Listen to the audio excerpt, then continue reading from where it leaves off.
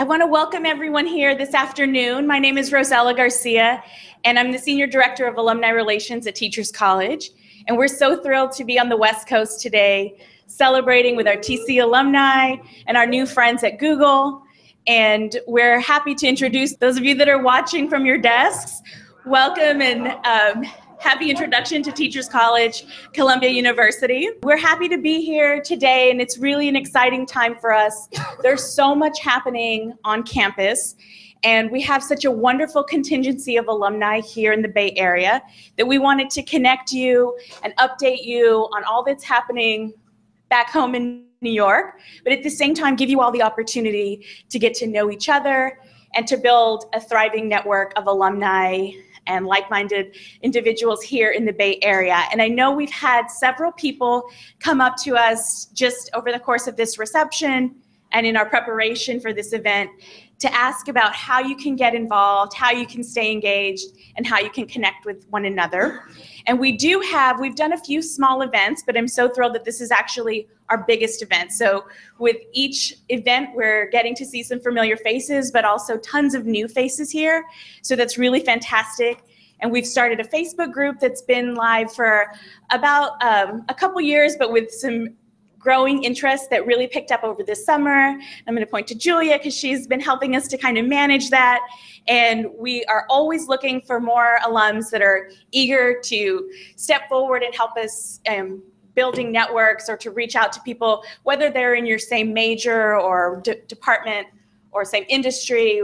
We really want to build those networks. So as I mentioned to a few of you, we'll also be following up after this event to kind of ask you, maybe the Facebook group isn't the way you want to connect. So we'll look for some other options that'll help people to stay connected as well. But the point is, we just really want you to stay connected to Teachers College and to one another. I hope you've all taken a little pen in the iClean, which has some more information on the at the back table, not only how to stay engaged, but also a way to keep your mobile devices nice and shiny. So before I turn things over to one of my favorite alumni, which is President Susan Fuhrman, I first want to just give you a little bit of a teaser and show you a website that we launched, well, a video on our website that we launched 2 weeks ago. So.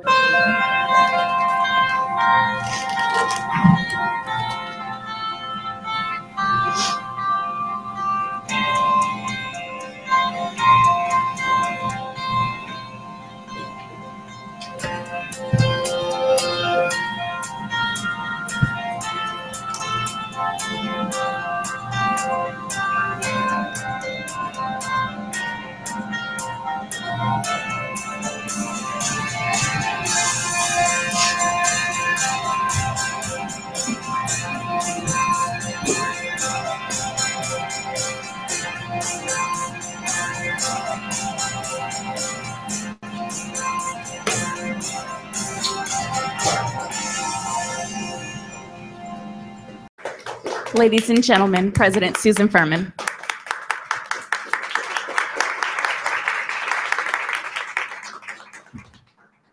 Thank you, Rosella. Oh my, I was sitting in the front row and I didn't realize how many of you there were. So it is so great to see you all. Thank you so much for coming out and coming back to TC. And Rosella is absolutely right. We want to keep you connected and close. And I know you're going to want to feel that way when I update you on wonderful things that are happening at TC. First, I want to say we have 2 trustees with us here, which is, you know, incredible and wonderful. Camilla Smith, who lives in the Bay Area, and Leslie Nelson there, who's traveled with us from New York and is what we call our traveling trustee at the moment. So there's so much going on at TC to make you so proud. I hope you're keeping up with the website, the Facebook page, and emails that let you know. But let me just tell you a few things that are going on. So, of course, we have an extraordinary faculty, as you know. 70 of them were hired in the last 7 years, which is amazing. And they keep bringing fresh new ideas to TC, and we're constantly examining what we're doing and reinventing what we're doing.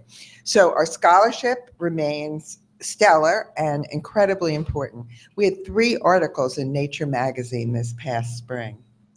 One that you may have read about, really got a lot of coverage about brain structure and poverty, that in high poverty families, brain size is actually smaller. There's fewer convolutions. And that professor is following up that work. She's actually an MD, Ph.D., our first MD that we've recruited to TC in neuroscience, obviously. And she's following up that work with a cash transfer program for very poor families to see if the cash infusion helps the 0 through 3 development of the children in that family. They, by the way, don't scan kids at that age. So just so you know, they could never sit in an MRI. They use an EEG, that picture that was in that little film.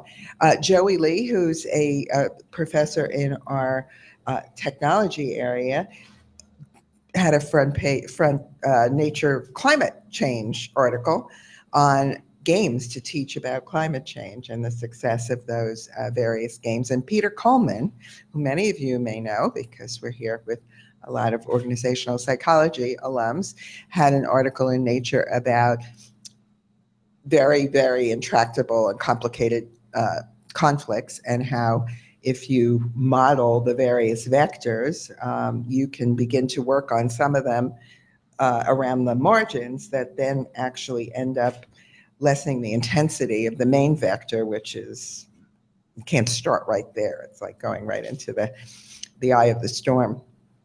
So those are just some examples of the stellar work, but TC faculty published 241 articles and books in this past year alone. It's pretty amazing, right?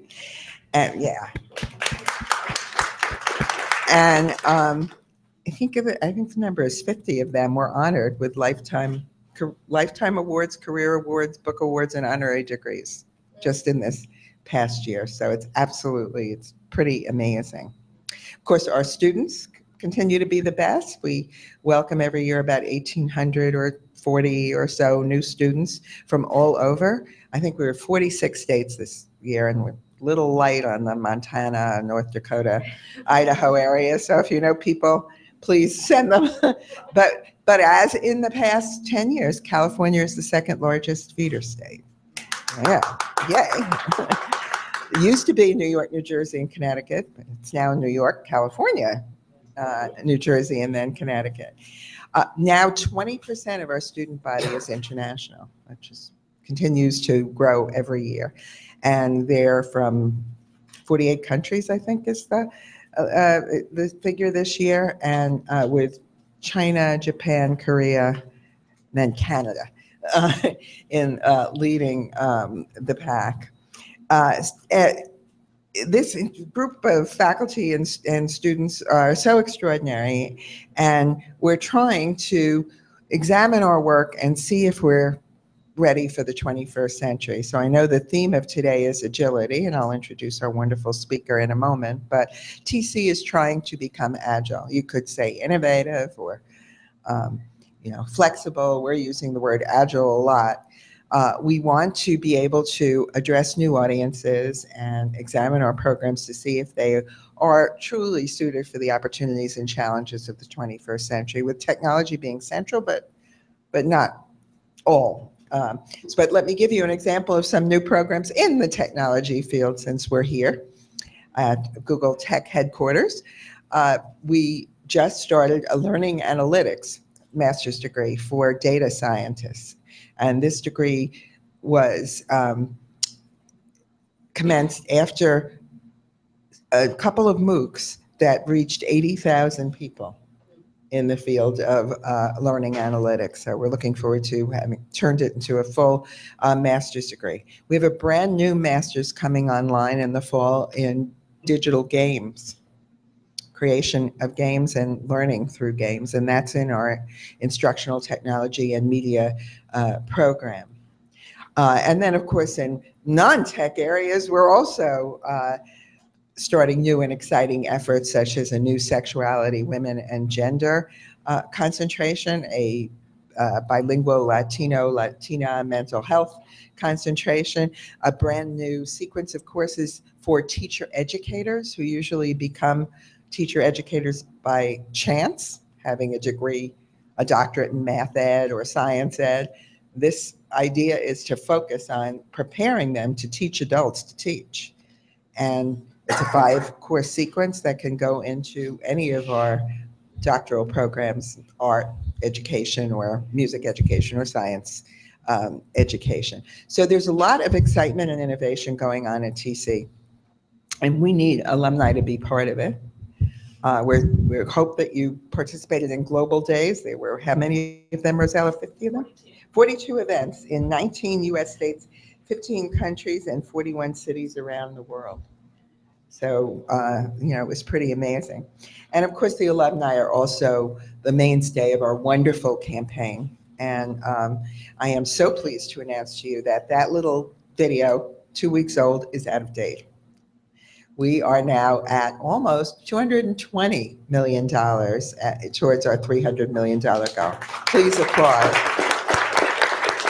That's absolutely great. And we've created 100 new scholarships.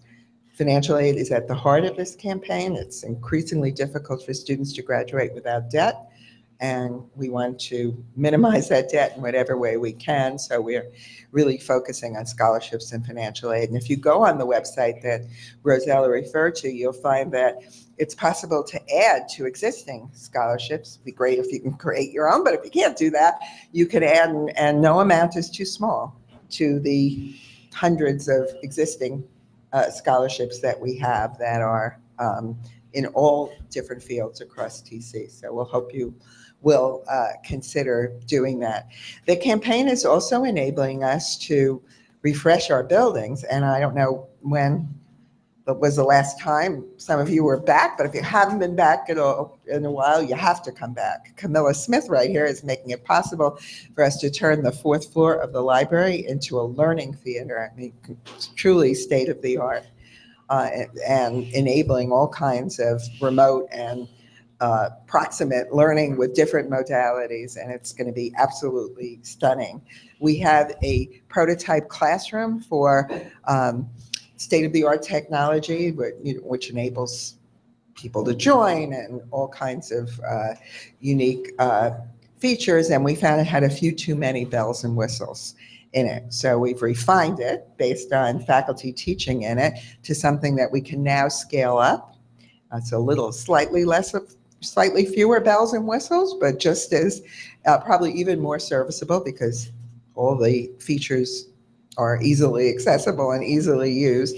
And we'll now begin, starting this spring, an effort to renovate, refresh, modernize, soundproof. I know many of you have been to TC classes where you couldn't hear. Light, places where you could see.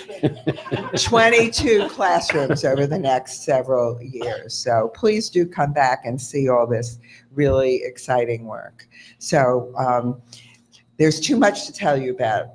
You just have to keep in touch, go on the web, come and visit, come to Academic Festival in April, and you can see all these things for yourself. I'm now going to turn to our wonderful speaker today, Warner Burke, and introduce him. He's the Edward Lee Thorndike Professor of Psychology and Education and Education Program Coordinator for Graduate Programs in Social Organizational Psychology at Teachers College. He's also Associate Editor of the Journal of Applied Behavioral Science. Warner is one of the leading lights in social and organizational psychology. His advice, counsel, and expertise are sought throughout the world. The E.F. Hutton commercial that says, how many of you know the E.F. Hutton? One person, Suzanne. So that is because, Suzanne, I hate to say it, but even you are aging out of appropriate illusions. The commercial says that when E.F. Hutton talks, everyone listens. So that is true of Warner Burke. But, I go through this with the students all the time. Especially orientation, when I want to use illusions and then I realize I don't have a clue So for example, the Student Senate, I find it's wonderful, but it's problematic because it's mostly master's students and they leave every 2 years. So there's no institutional memory there. So I said to them once, this is like Groundhog Day. And they looked at me. I had no idea what I was talking about. And just this year, I was talking to the entering students about famous alumni. And I mentioned Angela Santamoro, who designed Blue's Clues.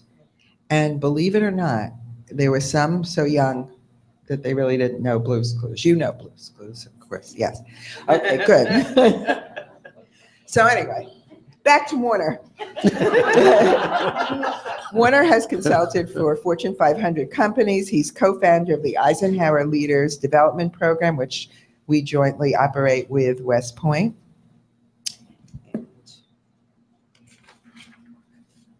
And earlier this year, he was named to a Blue Ribbon Advisory Panel on healthcare and innovation of healthcare and innovation leaders charged with reviewing analysis and assessments performed as part of the Veterans Access, Choice, and Accountability Act of 2014. Warner is co-developer of the widely studied Burke-Litwin Change Model, and his research on leadership has led to the development of a learning agility scale that could transform how companies select future leaders. Please join me in welcoming Warner Burke.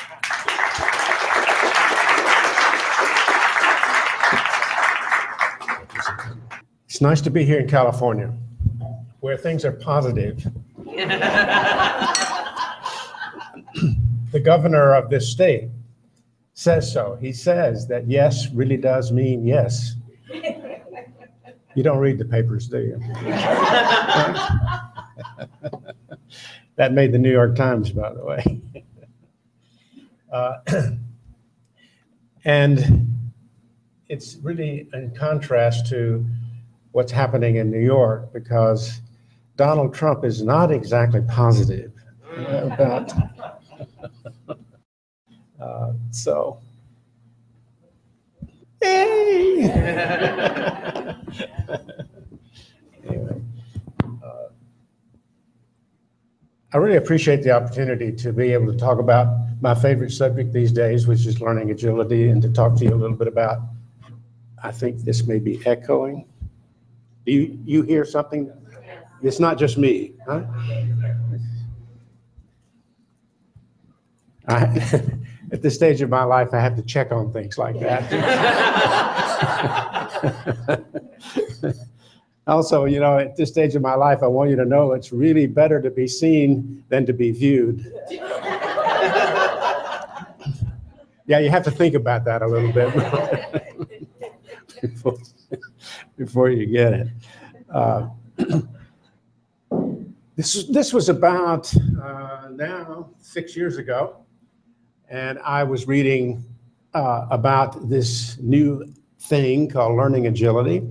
That was a questionnaire that had been developed by a consulting firm in Chicago, Lominger, as it was now, of course, Korn Ferry. I mean, what's happening in the consulting industry today, consolidating like crazy. Everybody's buying everybody else and so forth. So it's coming down to a lot of just large consulting firms, and our boutique firms and so forth, I hope will not be a thing of the past, but it's just tough in this industry to survive it compared to what it used to be. Anyway, Lominger was the group that said that they had developed something called learning agility, and they declared that learning agility was a significant predictor of effectiveness with respect to leadership. That caught my eye, since I've been a student of leadership for so long, and those of you that in Org Psych at TC know that I've taught the course for a very, very long time. So anything that has to do with leadership, I pay attention.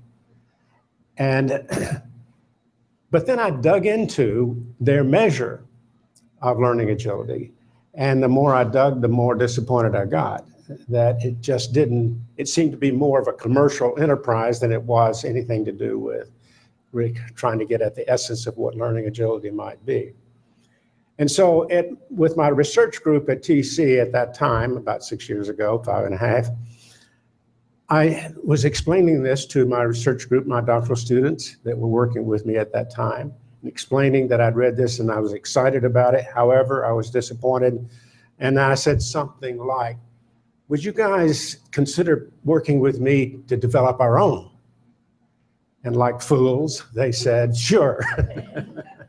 And here we are about 6 years later, and we're practically there. So I'm happy to give you an update on our progress report with respect to learning agility and what it is. In any case, if you don't know what it is, it doesn't matter. Just use the word agility. It's one way or the other. It's hot, it really is, and so just use it every chance you get, whether it's appropriate or not. So we want the world to know you've really been tremendously educated at Teachers College, and you know words that nobody else knows. So let's begin to explore a little bit of what we mean when we talk about learning agility, and I'll get to the point about measuring it and so forth in a few minutes too. So what I have in mind is talking to you for about 20 minutes about this, and then open it up for questions that you may have about it for another 20 minutes or so. And then we can go get drunk. I mean, we can then go and have other things to do. So to be agile, to be a learning agile person, one must have attained a certain threshold of learning ability. So let me put it this way. You have to have a certain amount of ability to learn in order to be agile at it. Let me give you an analogy about that, because we know what we're talking about in this particular way of thinking with respect to creativity. So what is defined as a highly creative person? It turns out that a highly creative person needs to have a certain amount of intelligence or basic mental ability, but after a certain point, doesn't matter. In other words, it correlates up to whatever that number might be, but beyond that number, there's no correlation.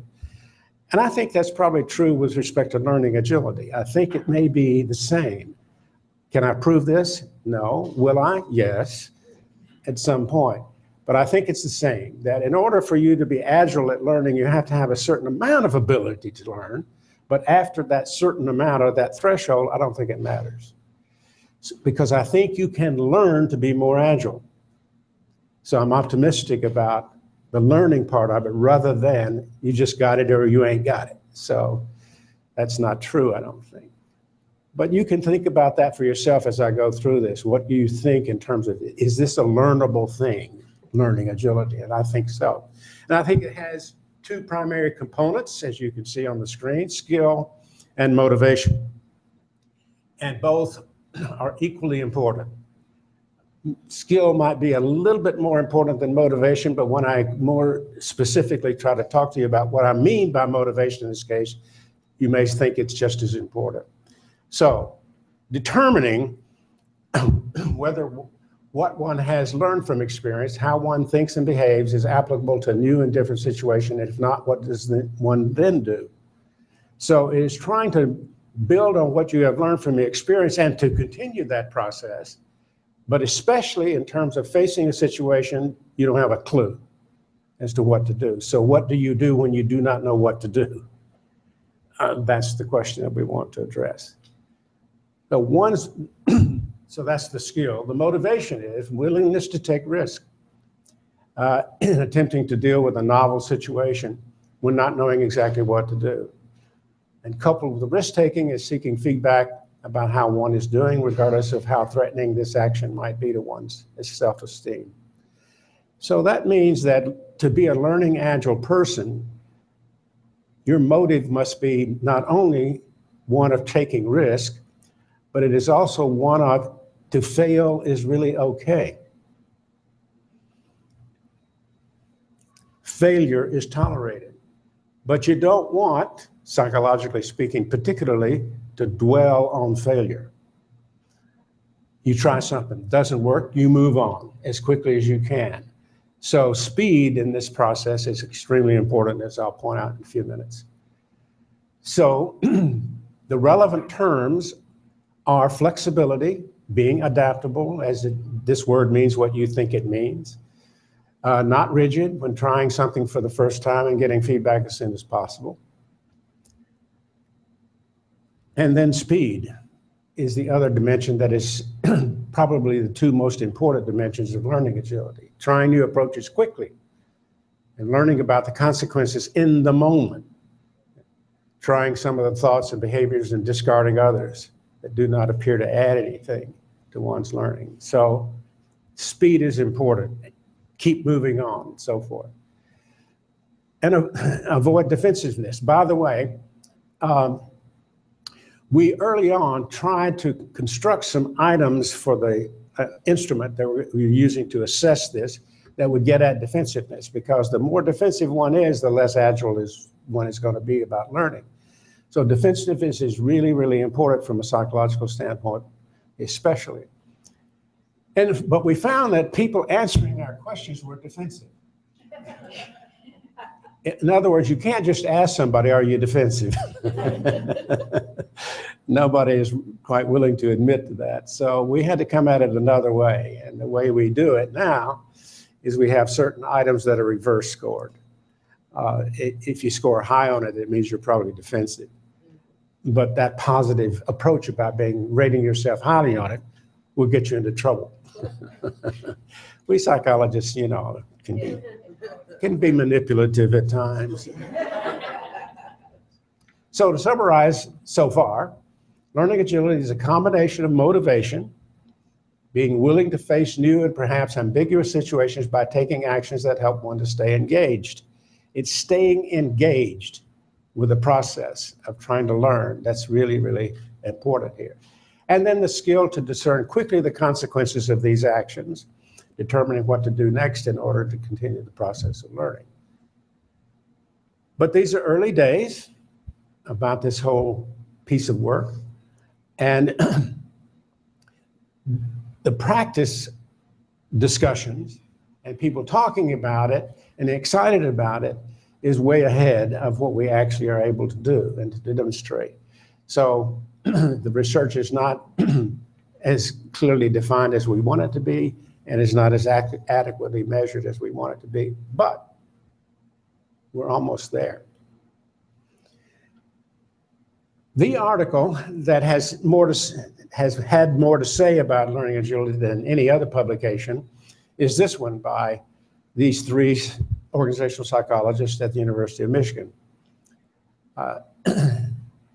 And they published an article in 2012 that was a review of the literature up until that point, and defined learning agility primarily in terms of flexibility and speed. So we have picked up on that because it seemed to be really important from terms of what they were saying. And it turns out, with respect to our attempts to measure it, which I'll tell you about in a minute, those two dimensions come off really very strong in terms of determining a final assessment. They also stress the importance of distinguishing between learning ability and learning agility, but we've already covered that.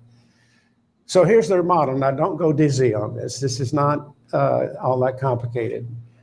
But for those of you who've had org psych, you can understand, I think, models like this pretty easily. We go through them all the time, that's for sure. So what you see is that to the left is what we would call antecedents. So in other words, that is a function of individual differences. So do we differ with respect to these kind of important dimensions that are antecedents to learning agility? And the answer is, of course, some people are more goal-oriented than others. It turns out, it's looking like it's turning out, that goal orientation, having goals, is really important to facilitate learning. Cognitive ability, that goes without saying, and openness to experience. Now that's one of the, does anybody recognize that one as being one of the big 5 factors? Nod your head if you do. What are the big 5 factors? Personality, right? The big 5 dimensions of personality, and openness to experience is one of them. That is the closest in terms of relationship to learning agility. Well, guess what? We've done a study on that already. And it turns out there is a relationship between our measure of learning agility and openness to experience. the correlation is 0.37. That's not dynamite, but it's, for psychology, it's pretty damn good. So let's be thankful for what we get. So those are the precursors or the antecedents that lead up to what Daru and his colleagues are calling learning agility, and they concentrate on speed and flexibility. And then they say there are two processes that help to explain learning agility. One process is called cognitive thinking, and the other is behavioral. So I made a very clear, distinct decision to go behavioral with respect to the measure, because to go cognitive, it means I have to somehow get into your head and how you're thinking and so forth. That's very difficult to do. And there's some people I don't want to get into their heads, you know what I mean? So behavior I can see, and therefore it becomes more real. So therefore the items that we have constructed as an assessment device are all behavioral. So you can identify from looking at another person whether they're doing this particular activity or not. It's pretty easy to see. So we've gone that way. And then that leads to the outcomes, which they call, of course, learning and across different situations, and a positive performance with respect to the person's activities and so on and so forth. Now there you see an arrow down at the bottom. It says contextual and environmental factors. So is it important in terms of where one works, for example, that there is some support for failure and some support for learning on the job when I don't quite know what I'm doing? That's called culture and climate. So if you've got that and support of that, it's going to be very significantly affecting positively learning agility. If you don't have that, it'll have a negative effect. So you have to take that into account as well. So now listen up, psychologists. Does that mean that learning agility is a mediating variable or a moderating variable? Does it mediate between antecedents and outcomes, or does it moderate, that is, up or down? That's a puzzling question, isn't it? But here's the answer. The answer is yes to both. So it is a factor, but it's a mediating one between these antecedents, learning goal orientation, for example, and then outcomes. So how that mediation occurs is what we really want to figure out. And we want to figure it out as close to behavioral terms as we possibly can. How's that? You got sort of a feel for their model? Thank you. Thank you for nodding your head. I really appreciate that. I need a little feedback every now and then. But don't nod too vigorously. I don't want you to hurt yourself. So. But just a slight nod will be very helpful. So we have attempt to measure learning agility, and the measure in progress is behavioral, not cognitive, and therefore amenable to what? Multi-rater process. And that's important. Because why? Because self-ratings are not quite as solid as we want them to be. In other words, when we rate ourselves on most anything, we rate ourselves higher than other people rate us. And that happens how often? About 80% of the time. And how much more do we rate ourselves higher than other people rate us? 20%. So it's a factor that we really have to take into account. And so multi-rater, having somebody else rate you on these behaviors, can be helpful with respect to determining. However, a self-assessment is possible. So I'm not discounting that. A self-assessment in this way of doing things is possible. What you do is you compare your self-score with a norm base. How do other people score? That's common, isn't it? So we can do that, and we're in the process of trying to establish that. So it's not going to be just based on multi-rater, but both is the intent. So the following slides that I'm going to go through fairly fast is a sampling of items that are based on a 7-point Likert type scale. Asking, and the stem for the question is, how often does one engage in the behavior in professional life? So And there are 9 of these because we have 9 subscales or 9 factors that seem to make up what we are calling learning agility. The first one is feedback seeking. When I say 9 subscales, I mean clusters of items. So there are 38 items in total. And of that 38, there are 9 that cluster, or to use a more scientific term, chunk. So some of them have 4 items in it, some of them have 5, and so forth. Anyway, that makes up the total of 38. You following this? Yeah. Very good. I'm really proud of you. So the sample item with respect to feedback seeking is ask my peers to provide me with feedback on my performance. Do you do that? Mm-hmm.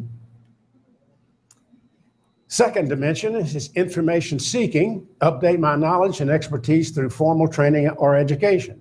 Now, isn't that wonderful that that item is in there? That's what TC does.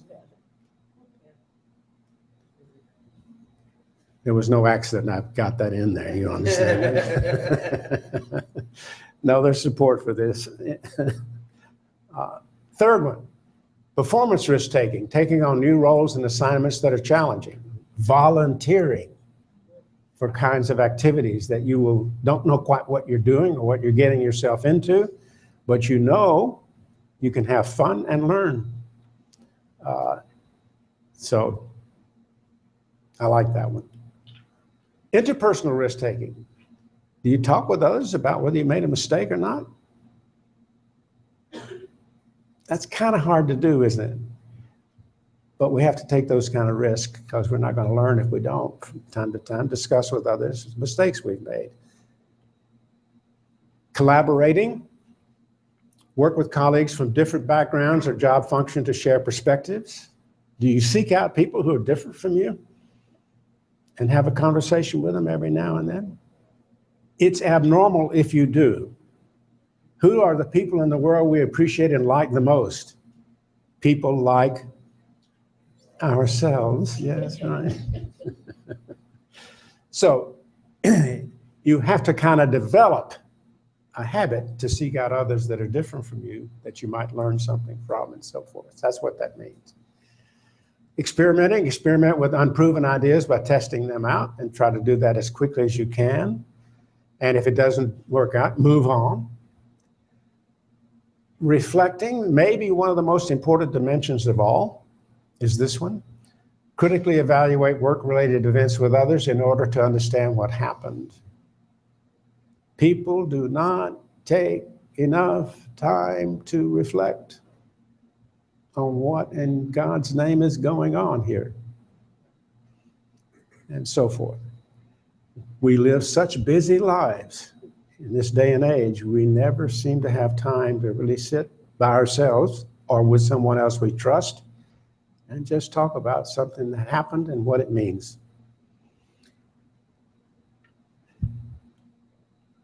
Flexibility, there's that dimension that DeRue and colleagues talk about.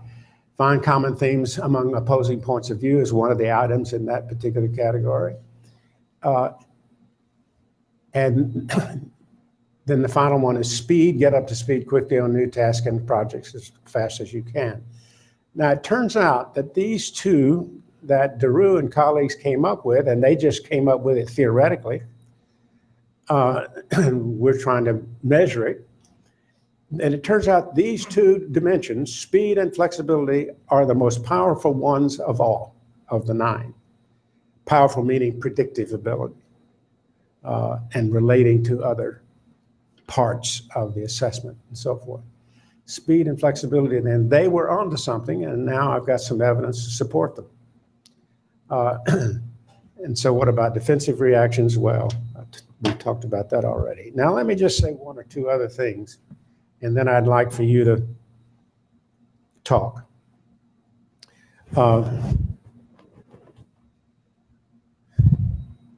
I even made a couple of notes to make sure I wouldn't forget what I wanted to talk to you about.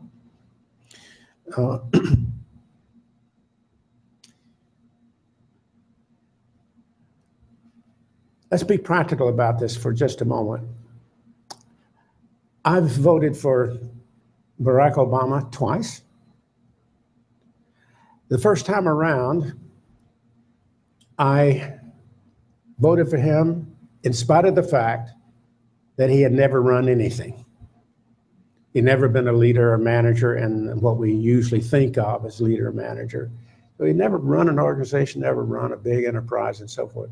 And the Senate doesn't count. Can we be clear about that? You kind of run a staff, but that's about as much as the management is. But you know what I thought at that time? I thought, this man can learn. I think he's smart enough to learn and know that he needs to learn, and he can learn on the job. And I think that's what he's done. And I'm not always in agreement with things that he does, but for the most part, I think he's been a terrific leader for us and has used his brain power and his learning agility really quite well. So why am I saying that? That's just a way to think about decisions regarding the concept of learning agility. This has probably already occurred to you as you were sitting there reflecting on what I was saying, but let me make sure. You cannot be an agile learner if you are passive. So learning agility means active. It's an active process. So you have to do something rather than assuming you will just absorb the new things that are going on and learn from that absorption. You might learn a little bit, but not very much. So if you don't do something and be active and experimental about it, you're not really being very agile with respect to being a learner. So let us not overlook that. So it's important to look for opportunities to get involved in activities you know little about, but sound interesting. Like experiencing another culture. I was talking, Michelle, where are you? We were talking about you going to Lebanon and that time that you spent there and how much you learned from that. That's the kind of thing I'm talking about. So, and by the way, job mobility out here is really accepted. New York, we don't accept it nearly as much as you do out here. So move around. It's a good thing with respect to learning, for sure. Then the final thing I'll say before I throw it open to you for questions, if you have any. At TC, Teachers College, we have something called the Provost Investment Fund. And the purpose of that fund is to provide incentive and help and support for new ideas, for new research, for new program, and things of that nature. Now, we're not talking about millions of dollars here. Let's get realistic, but we are talking about 5 figures with respect to the Provost Investment Fund. Yesterday, I got the word that I got it.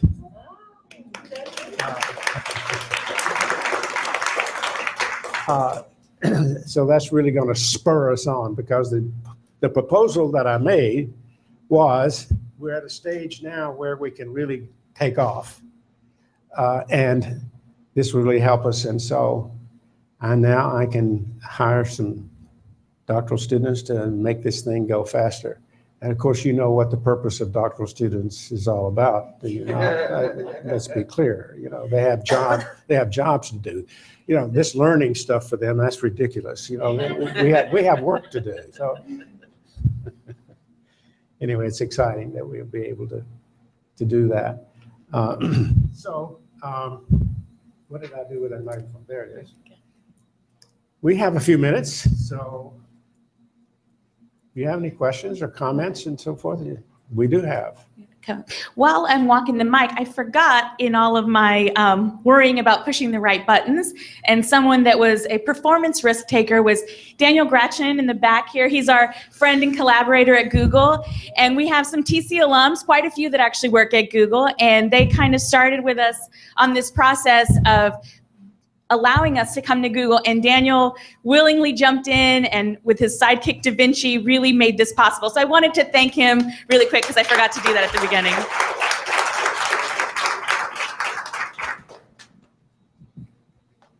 Yes, hello. I'm a TC alum from 1983. Congratulations. Who segued from Teachers College Columbia to high-tech sales and marketing. So it's been a very exciting journey, and now I'm back in the classroom. And I love that too. How do you envision this tool being used in corporate America? Good question. I should have talked about that already. I'm glad you asked it. Two ways. If we think about the area, see, I see this as more applicable to leadership than any other arena, but that's just me. It's got more applicability than that. But the problem with leadership is both a problem of selection and of development. And I think that learning agility can help with both, especially with respect to selection. So how do we select our leaders? We select them as a function of our perception about how technically smart they are. And the correlation between technical ability and leadership effectiveness is zero.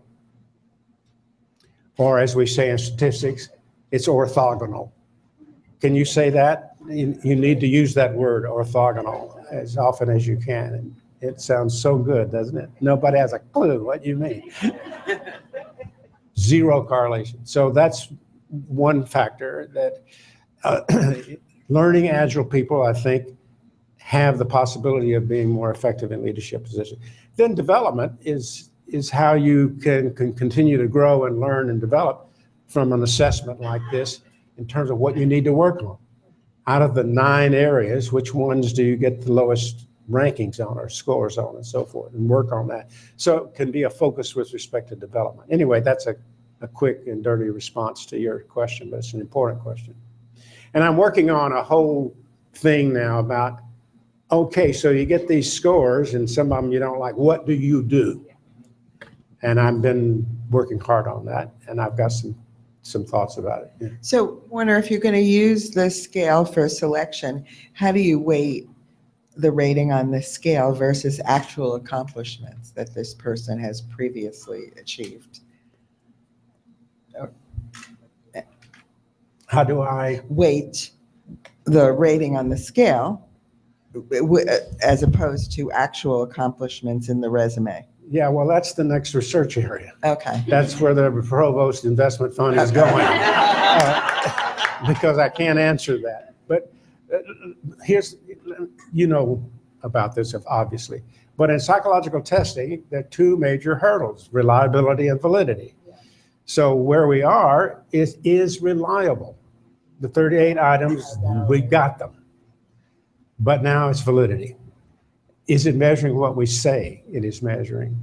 And I keep saying to my students, we're now at the fun stage. So validity studies, is it going to come out this way? You know, is it going to be predictive? And that's a form of validity. It's also, so you got all kinds of validities, by the way. You got convergent validity and you got divergent validity. Convergent validity is the example I gave to you earlier. There is a correlation between our measure and openness to experience. That's called convergent. It ought to be there.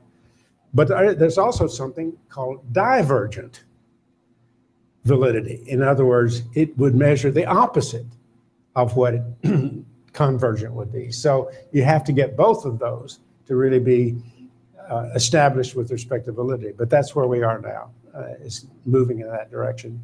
So give me another year or 2. Hi, my name is Sylvia. I'm class of 2006, bilingual bicultural education. And coming from the classroom, all the things that stood out to me were skill and motivation. And so many school children have the skill, and yet there are a plethora of children that lack the motivation for a number of reasons. So how do you see this playing out in the classroom with IEPs and alternative education, online virtual learning centers?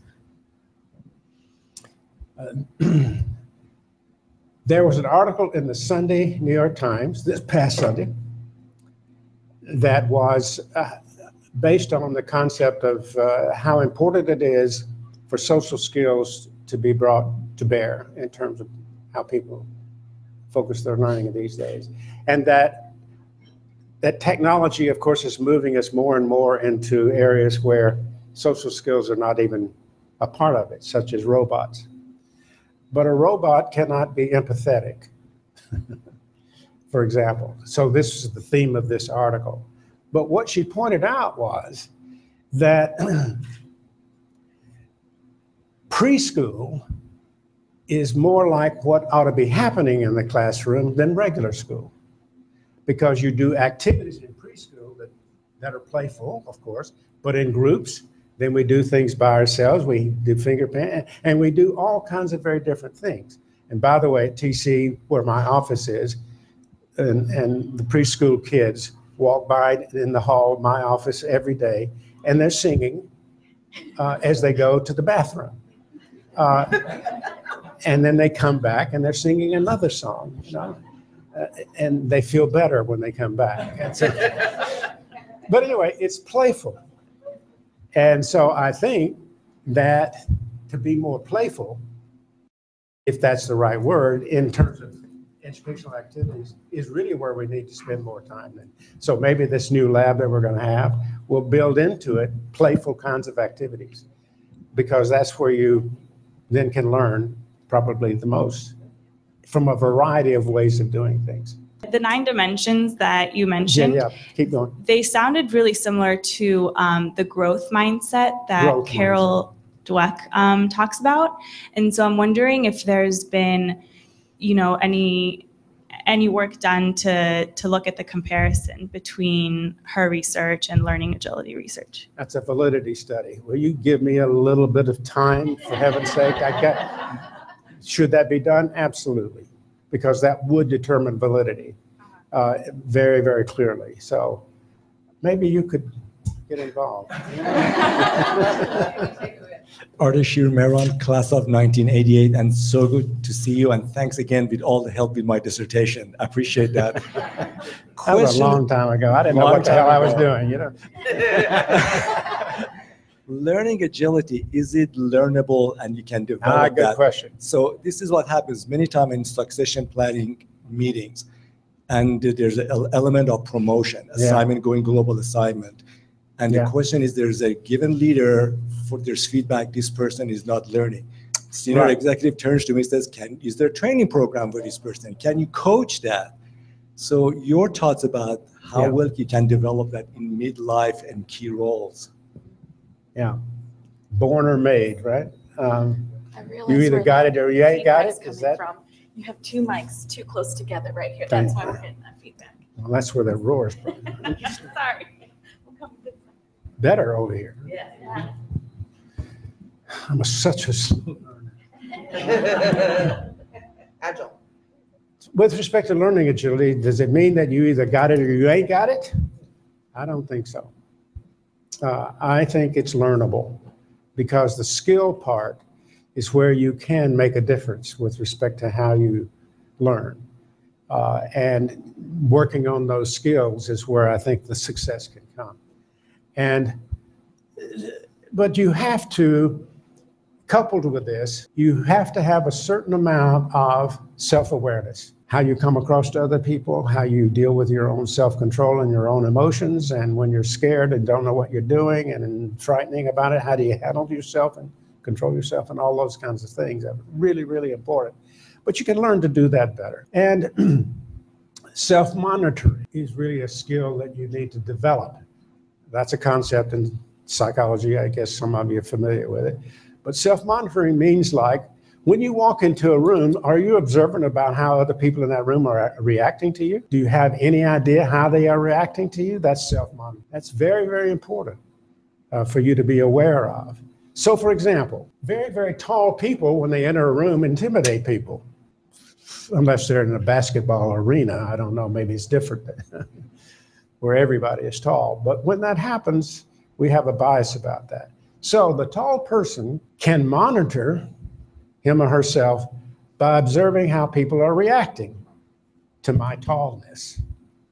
And so if I then try to put people at ease with respect to my presence, then they will be more open in terms of their exchange of information with me and discussion and so forth. And from that, I can learn. But if I continue to intimidate, I'm not going to learn anything. Does that make any sense? Yeah, that's just a small example of how important self-monitoring is for learning. Dr. Burke, some of this architecture kind of lends to, you're talking about like the big five, sort of like psychological tools we use already. I guess I have a question about flexibility and speed. They sound kind of like analogous with crystal and fluid intelligence, or maybe spatial recognition and information processing speed, which lend to an IQ test. It seems like you're averse to IQ and more towards behavior, but do you think that behavior for exceptional people, you know, ubiquitously is going to be able to be blended without taking consideration of IQ, or is there a place in the model for that? Well, I'm not sure I'm understanding everything you're saying, but as I said before, I think you have to have a certain amount of ability, and then beyond that, I don't think it matters that much. And that the learning then can improve your skill over time. But it takes time. And it also requires living with a bit of fear that I'm going to look like a fool. Oh, thanks. And that's okay. I'm not sure I really responded to what you were raising because I couldn't hear very well. This sound is still driving me nuts. All right, what did I not say that I should have said? I was just basically asking you. I don't think it's all behavioral based. I mean, that's where we're going, but that's a parsimonious decision. If you understand what I'm trying to say, we'll get farther faster by doing that. But at some point, I'm going to have to get into people's heads and how they construe the world. So for example, you can, in a learning agility way, you can do something that's agile for you without saying a word. By looking at the situation you are in, and in your mind, reconfiguring it. You know, well, they're doing this, but if they were doing that, I could be doing such and such. So you can just mentally reconfigure something to help you move on with respect to learning something that otherwise you might not learn. Does that make any sense? But I have to get into your head to figure that one out. But anyway, that's possible. And one of the things that I'll be writing up is that very idea, that which is not original with me, nothing is. It's original by a guy that's up the road at Berkeley, University of California, psychologist, Killstrom. And that was his thought. I'd never thought of it before. I thought, yes, you can reconstrue the whole damn world just in your head. People do it all the time. But you can do that in such a way that then you could take action later to construe what you were witnessing just mentally, but not doing anything that other people could see. Hi, Karen Jaw Madsen. Okay, right. I wanted, this She's might a be. TC product. I am very proud to be. This may be early on in the development of this work, but any thoughts in terms of bringing this assessments and the kind of designing it from an experiential standpoint? So a lot of my work is actually focused on designing experiences and being able to observe and do assessments from an experiential standpoint, as opposed to what you spoke about earlier, self-rated assessments and surveys. I would hope that our measure of learning agility would give you the possibility of doing a pre and a post. Okay. In other words, you do a pre-assessment, then you do the kinds of things you say, Okay, do it again. gotcha. And if there is a difference, then we're on to something. Yeah, But because I think even with I think it'd be amenable to that kind of research, yeah, I mean, even with the 9 elements, I could even picture taking those as setting conditions in a certain work environment or a certain experiential setting and be able to take that instrument to. Right. Yeah, okay, great, thank you. I was wondering, especially about ability to take risks. And because there are people who are very risk averse. And it seems almost a personality trait as opposed to, so I'm wondering if that can be trained? I think that's one of those individual differences factors on the model over there to the left. One of the, I think that's one of them. And if one is heavily risk averse, one is not likely to do well with respect to learning agility. Yeah. I don't like being pessimistic, but on that one I am. Since we're at Google and a place of where there's analysis of huge amounts of data, do you see, and maybe this is something for Dr. Fuhrman as well, do you see a shift in behavioral research and psychology research toward analysis and use of big data patterns? Oh, no question about it. And you know, another word you need to be using if you're not already is analytics. Try that out tomorrow. And if they look puzzled, then just say, well, I'm talking about big data sets. This is where we are. Yeah, this is where we are. And by the way, Google's doing some neat work to help us with all that, especially big data sets. Yeah. Well, we started a degree in learning analytics, and so some of the things in the scale could be measured just through the keystrokes people are using in different software and simulations or a game they're playing. You can actually study motivation and engagement through the patterns in software use. And by the way, isn't it cool that we're doing learning agility research at an institution of education? Isn't that cool? It ought to be happening in business schools, but it isn't. But we are. And I'm not competitive at all. Hi, Bridget Cantor, class of 96. What did you say, 36? 96. Oh, yeah, I've been preserved. So I can, first of all, thank you for the presentation. I can easily see this applying in organizations, especially in terms of measuring high potentials and for succession and certainly for leadership development. I'm also curious if you have some thoughts around creating a culture, an agile culture, both from the standpoint of supporting these kinds of behaviors, leadership in these kinds of behavior, exhibiting these behaviors, but also even just from an organizational standpoint. Moving forward in that way. I knew somebody was going to get to these level differences sooner or later, but very, even though they went to TC, huh? And I'm beginning to give more and more thought to that. But what I'm trying to do is the dimensions that we're coming up with that are individually oriented, how appropriate are those dimensions at an organizational level? And if you look at them, I think they probably are. So I think we can make some applicability to culture and to the organization itself from the kinds of research studies we're doing at the individual level. I don't have much doubt about it. And in fact, I'm kind of behind the game. There's some people already have written a book called Cultural Agility and things like, so, it really ticks me off, but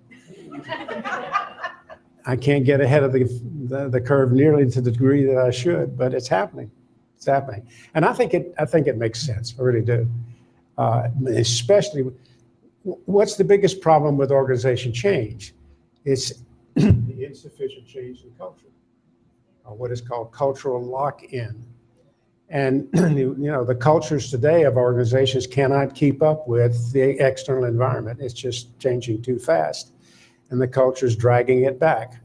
So we have to do something about that if we can. And how many organization change efforts fail? 70%.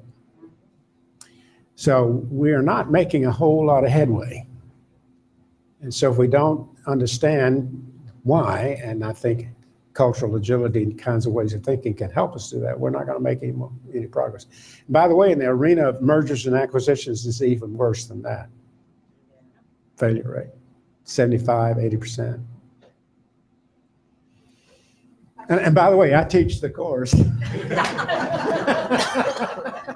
We're just making strides, aren't we? Good evening. I'm a friend, a guest of an alumni here, and I don't know if my question is going to be relevant, but I hear, and I'm focusing on the learning agility. So how to learn faster. How to learn faster. Agile. However, I've been a sub in a teaching environment, and I see a lot of teachers, and they know how to learn. They are very agile in my perspective. And then I look at the kids. Are they learning from their agility? And I see these kids now, and what's one word and something I didn't see is entertainment. It seems to me like the teachers now has to be more an entertainer. And you mentioned Barack Obama, and now we have Trump coming on the race. He's a major entertainer. And does it mean something in society, this entertainment? So does the teacher need to focus more on entertainment or more in conveying the idea? So I don't know if it's relevant, but that's what's puzzling me, this entertaining and teaching. I'm an old generation, and when the teaching, you had books with no images, you know, so. I would want, you know, and what comes to my mind, I'm not going to answer any kind of question you've got there, but except to say that the extent to which a teacher in the classroom tries to create activities that promote agility, the better I think the learning process will be. And that's that playful part, for example, that we were talking about earlier. But to concentrate more on helping the students to learn how to learn may be more important than what they're learning from the text itself. Yeah. Education should be very much about helping us to learn how to learn. I think we have time for maybe one or two more questions. Any other questions? No? Ready for drinks? Oh, I found one here. We'll get you. Hi, Warner. I'm Nisha Advani, and from your department, class in 1991. I was just curious, you mentioned it earlier, but really this resonates so much of work on creativity that I've been reading. And could you comment on that, the whole learning agility, creativity space? Just your factors. Comment on what? The extent to which learning agility would be related to creativity? Yeah. Good question. I'm not sure. What do you think? Well, certainly the way you've operationalized it, it seems very resonant of that. And from my work experiences and the people I've been working with, a lot of creatives, I would say that is my experience. They learn fast, they change, they look at opportunities as learning and risk-taking and not as failure. But we also live in Silicon Valley, and so risk has different meaning here. Yeah, exactly. It's funny, you know, thinking about what you're saying, and the artist Jackson Pollock popped right into my mind. I'm a big fan in any case, but that was the kind of artist he seemed to be to me, what you're talking about. Yeah. Anyway, I love the drippings that he does. Have one hanging in my office. Me doing a double. This is the last time. I'm sorry. You mentioned talking about reflection, and then, of course, later on you talk about agility. And I think in organizations, at least in my experience, there's sometimes a misinterpretation or in terms of how to titrate that on this continuum. So if you're reflecting, is that slower? And how does that go at speed when it comes to agility? So can you comment a little bit more about, and maybe it's about getting that baseline data in terms of what those norms might look like. What's the right balance of reflection versus agility? Well, good point. Maybe I have concentrated too much on the term speed, because I don't really believe that it's all the time about speed. I don't really mean to convey that at all, but I think that times, moving on and not dwelling on failure and so on and so forth. But there are other times when you really do need to kind of just slow down and say, now, wait a minute, let me just see what this might mean. And I think I better go talk to so-and-so about this, whatever. So I do think there's very much a place for that. So I may be overemphasizing speed, but reflection is just as important, and reflection takes time. Thank you. Okay. Thank you all. I think we should give another round of applause for Warner Burke. Thank you so much, Warner. This was by far one of the most interesting Q&As we've had in a long time. So thank you all for asking really wonderful questions and allowing us to have a truly TC type of conversation with one of our most esteemed faculty members. So thank you again, Warner, for coming all the way out to the Bay Area to see our great alumni and our new friends at Google. It's just water for now. I think there might still be some wine and beer in the back. So as Susan mentioned, there's a lot of wonderful things happening at Teachers College. You can always stay connected by our website, tc.edu. If you go to tc.edu/future, you'll see our campaign site, which is sort of teased by the video that we showed, but that's where we're sharing all of these wonderful stories about news that's happening that's specifically from the campaign. So I encourage you to stay connected that way. This event will be live on our website later this week, probably within 48 to 72 hours, according to Daniel. And so I hope if you have anyone that's interested in Warner's work, that you'll go online and get that link and share it with your colleagues and your fellow alums. We're always posting content online, so I encourage you to take a look there. There's about an event a week that we publicize, that we either add to the website or send out in our Tuesday emails. So if you're not getting those, I encourage you. I have tons of business cards. Let me know and we'll get you signed up to stay connected to TC. We do most of our outreach electronically. I know this time we sent out a postcard. How many of you came because you got the postcard? Oh, so that was sort of a test, but we want everyone to help us save some paper and stay connected with us electronically. So thank you so much for coming, and we'll definitely be coming back more and getting you all together in the meantime while we're not here. So thank you and enjoy the reception.